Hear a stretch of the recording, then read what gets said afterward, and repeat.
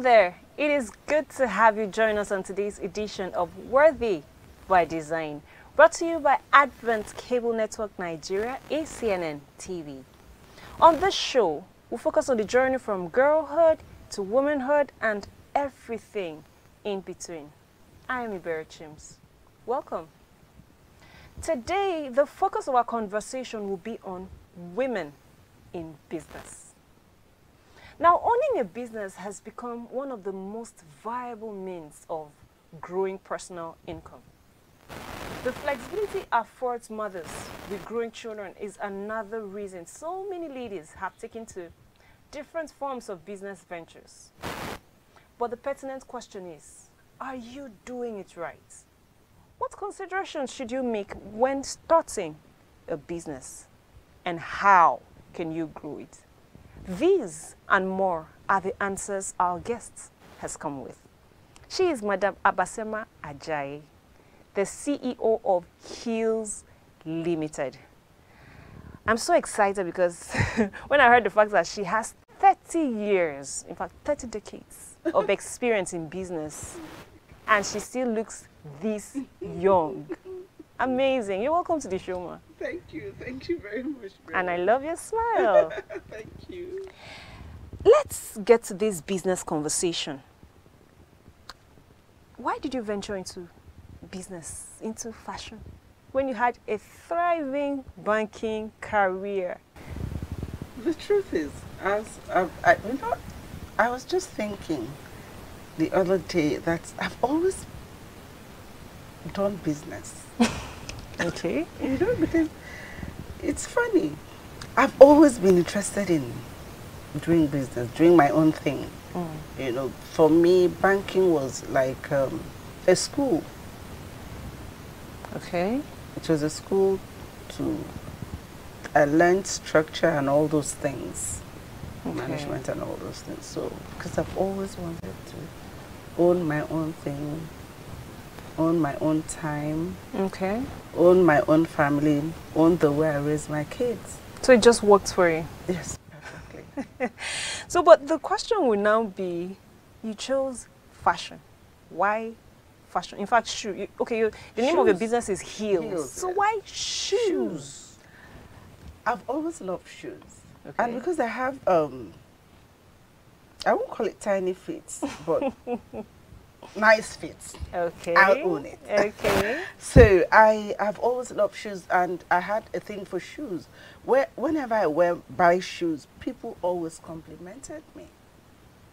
So I don't like being all over the place. So I knew that for me to create a niche for myself, I had to concentrate on one thing. And that was fashion item, and that was shoes. Yes. Amazing. And you have been in business for about 30 decades. What has kept you this long? Didn't you get tired of selling shoes? No. What has kept you?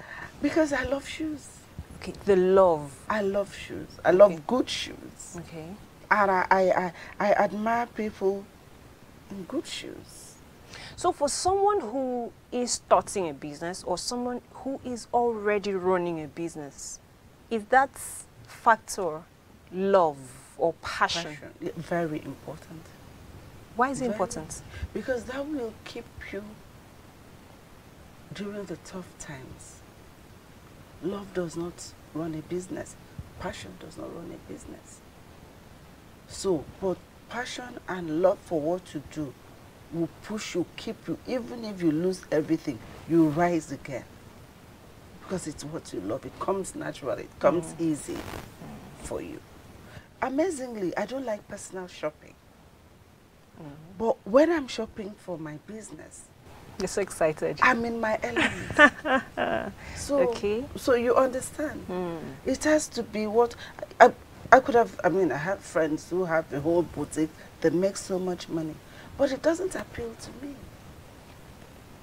My own is just shoes, and I'm doing well. Okay. So you have chosen a field, you have pursued it, and would you say you're reaping the benefits of? Of course.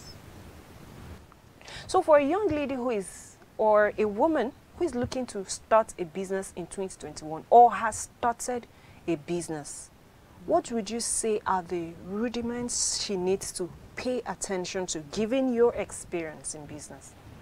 You know, come to think of it, a young lady. I was once a young lady. Sure. Yeah, I was once a young lady. So when I started, I will not tell you it was easy. But you have to study the line, understand it, own it. Study the line, understand it, own it. Yes. Please break these three things down for us. Study, you have to research the particular thing you want to go into business. Mm-hmm. And when I say study and research, not what you see other people do. There are two different things. Okay. Because there were people who opened shop and sell shoes because I was selling shoes. Okay. No. Look for opportunities. Look for a vacuum and key in. So you must be trying to solve a problem. Yes, very important. When you solve a problem, it will be easy for you. Even if there are other people doing it, create a niche for yourself. Right. From the beginning. Stay the course. People will come and say, you know, you want to. Let me give you an incident that happened. When I started with Italian shoes. Okay. And they were expensive, high end. And they're still expensive. So people weren't aware then. People weren't traveling that much. Very few people used to travel then. So you bring a designer shoe, you say, I remember that shoe and bag used to be 25,000 way back. And one woman came with her friend and carried the friend's bag. No, you cannot buy this shoe. It's too expensive. And I sat her down. I explained to her. I wasn't upset. I explained to her why my shoes were expensive. Why? Because I have the passion. I have the passion. I love what I do. I need to educate. And you had studied. That's why you could educate yes, someone else. I need to. Then the corporate ladies, I would say, madam, no, I will buy this one. I will go and give shoemaker. They will sew it around. I said, my dear, I will not befriend shoemaker. That I wear my shoes and give them out. Okay. And I made them understand that for you to, as a corporate person, you should buy a pair of shoes that will last you, be comfortable for you. Add a little more. Add just a little more. Invest on that shoe that you live in. And that's because you studied about it. I researched everything. And so you were able to, you had mentioned 3 cardinal points. You studied, study, understand, and own it. So you're able to understand. Yes. Because I studied, I understood why some shoes were more expensive than others. Quality, not ripping off people. That's another thing. That A is selling this dress for 100,000. You go and buy your own 10,000, and because A is selling, you want to sell that more. You have to study and understand that it is the quality that determines the price, how you buy it. Study the market, understand it, go to the right source so you get the maximum benefit or profit from it. Now you talked about owning it. When you own something, it becomes a part of you. Okay. You own the market. You own the class of people you want to sell to. You're not selling to everybody.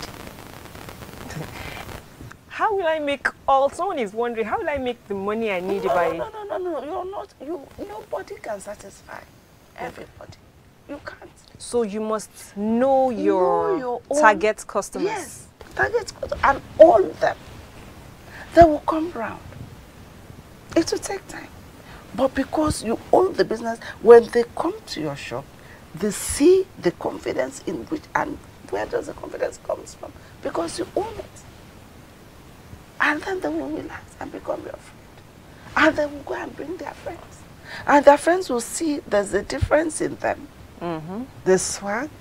That's very important. When they use your product, it's not just about shoes. I'm talking about shoes. Generally, yes. Generally, in all, even in teaching.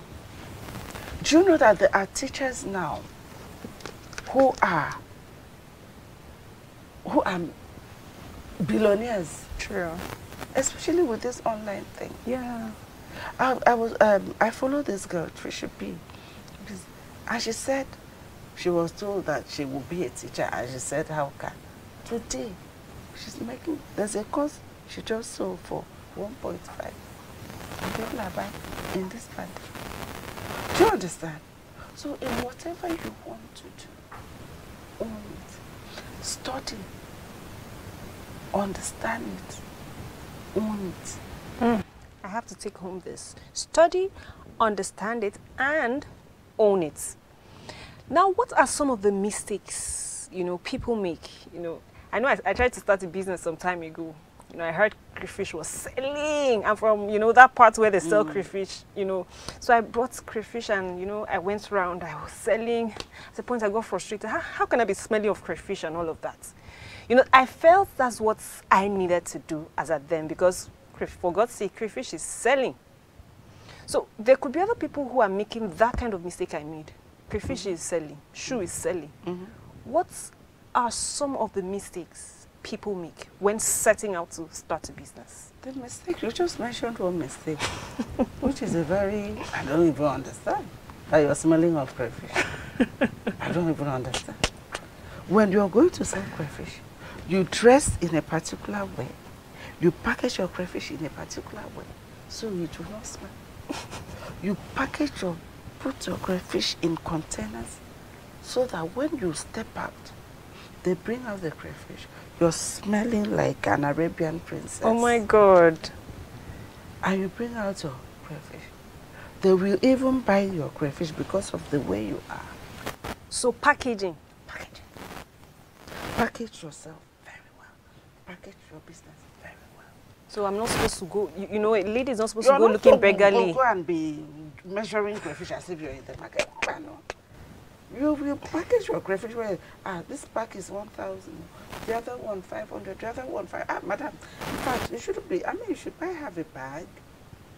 That's what you should buy, so you don't have to be worrying about crayfish every day. Have a bag, in the market is like, in those days, 28,000. So have a bag is 14,000. Instead of buying this one 1,000 every week, you grind it, put it in your freezer. So packaging, that's what some people do not have when they're setting out to study, understand, and own it. We use your crayfish as an example. I said, you have studied the crayfish market. You've studied how to present the crayfish. So you can market have a bag, one full bag. Madam, you can share one bag, 3 of you. It comes out cheaper. Do you understand? They will say, I said, yes. How do I keep it? Madam, just grind it. When it comes, clean it. Put it outside. Let it dry. You grind it. Put it in the freezer for 3 days. For it to, if any insects or everything will dry up. You bring it and put it in airtight container. So it's not about... Yes, you've given them an idea on what to do. Save money and to remove the headache of crayfish every week. And then how to preserve it. Problem solved. Yes. You've won that market.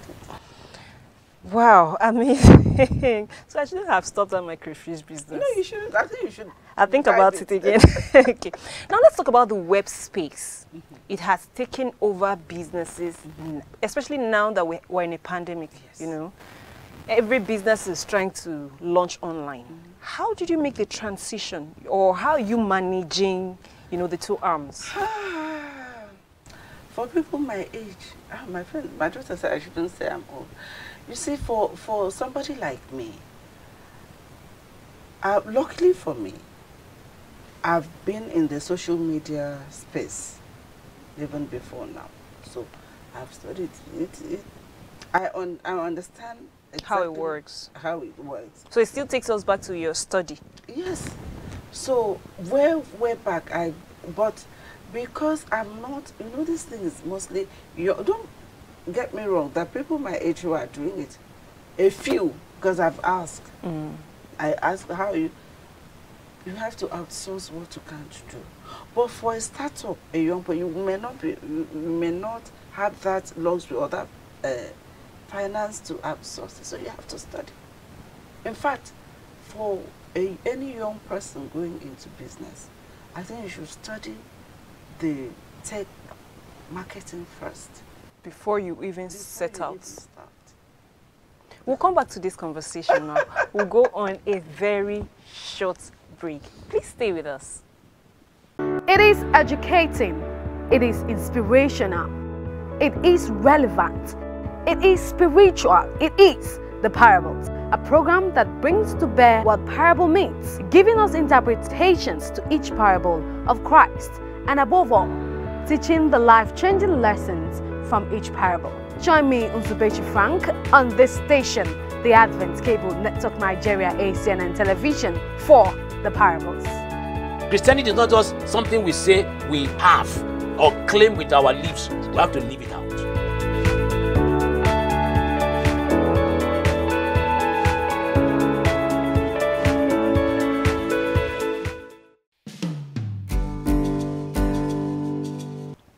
We have been speaking with Madam Abasema Ajayi, of the CEO of Hills Limited. You can follow the conversation on our various social media handles on Twitter, Facebook, and Instagram at Worthy by Design 20. Now, before we went on the break, we had been talking about, making the transition from a physical store to online and, the back and forth. Now, for a lady who has said, when I tried this online thing, is just not working and I don't have the funds to outsource, what would you be saying to her? Should she throw in the towel or? No. Right. No. Never ever. In fact, Never ever. Everything you do, never throw in the towel. Follow it to the end. So that you don't have the money to pay someone, that means you just have to do a bit more research on how you can do it yourself. What exactly is the challenge you have? There are so many masterclass online that you can learn. There's YouTube there to help you. There are so many apps to help you edit your pictures. You invest in a good phone, and that's it. You just have to learn the techniques of posting the pictures to make your page engaging. They even go a step further to drop in motivational write-ups every day or every other day. So these are the little things. So you have to identify what your challenge is, and you look for help. So don't just, No, you can't. So how are you going to sell? You can't pay someone to do it for you. Great. So you have to find what is the problem, what don't you understand? Look for help, ask. Because the market is there. Of course. Great. There's someone who is good at it. You may even get it free. Great. Online, if you do your research, you'll get it. YouTube, ads, so many places you can get information. And now, women or ladies face a lot of challenges. I don't want to say naturally, because God didn't create us with challenges. But in business, these things face us on a daily basis. Now, what are some of those challenges that are peculiar to us in skirts?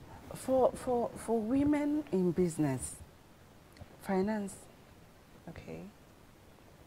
Finance is a challenge. Another thing is family. Okay. In fact, I will say family first, because especially the married ones, if you don't have the support of your family could be your husband, could be your kids, it will affect your business. So you have to find a way to take care of those things before you set out. Very important. You have to multitask.